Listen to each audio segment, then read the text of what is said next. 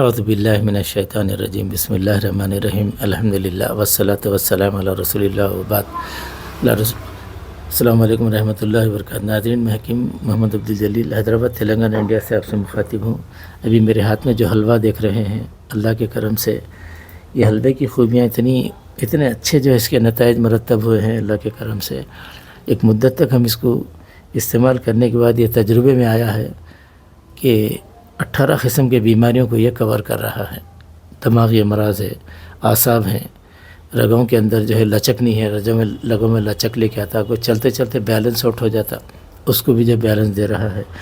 اور ایک کام اس کا یہ ہے کہ جو پیدائشی جو رگوں کے جو امراض ہے اس کو بھی یہ ساتھ دے رہا ہے۔ ایک مدت لگتی، کھاتے جو ہے شٹ بولنا ایسا نہیں ہے، ایک مدت لگتی، 4 مہینے 6 مہینے بھی لگ سکتے، اس سے زیادہ بھی ہو سکتا۔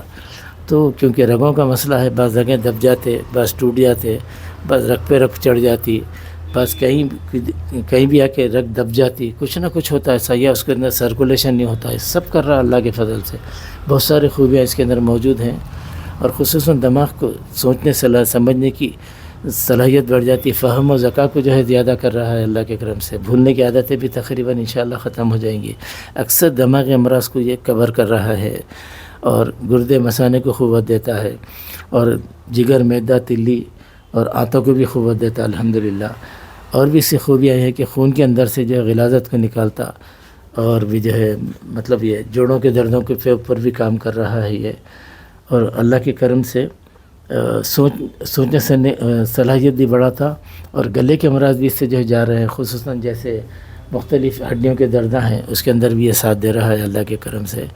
اور بہت ساری خوبیاں اس کے اندر موجود ہے، بھوک کی کم ہونا، یا اور بھی جو ہے رگوں کی کمزوری کی وجہ سے بہت سارے کام ادھورے رہ جاتے لوگوں کے، وہ پورے ہو رہے ہیں اللہ کے کرم سے۔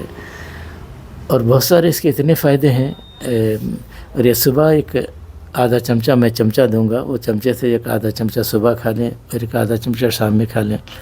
اکثر جو ہے امیونٹی پاور تو اس قدر بڑھاتا ہے، کوئی ڈیوٹی جانے سے پہلے یا کالج جاتے وقت یا اسکول جاتے وقت بچوں کو، چھوٹے بچے رہتے ایک چنے کے برابر ایسا کھلا دو، تھکتے ہی نہیں وہ لوگ اللہ کے کرم سے، اور پڑھائی میں بھی دل لگتا ان کا، اور دل ادھر ادھر وہ نہیں ہوتا، دل کو بھی طاقت دیتا، سینے کے بھی امراض کو یہ کور کر رہا ہے۔